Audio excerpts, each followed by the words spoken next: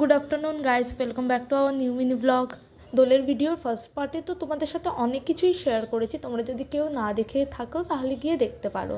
আর second পার্টে দেখো আমরা সবাই মিলে কত মজা করে এখানে রং খেলছি। এতগুলো যে আবিরের প্যাকেট কেনা হলো রং খেলবো বলে, এবার সেগুলো সব কটা সদ্ব্যবহার করা চলছে। আমরা কয়েকজন এবার বলেছিলাম যে না না এইবার একটু কম রং খেলবো, কারণ সামনেই তো পরীক্ষা আসছে, ঠান্ডা লেগে গেলে খুব সমস্যা হবে।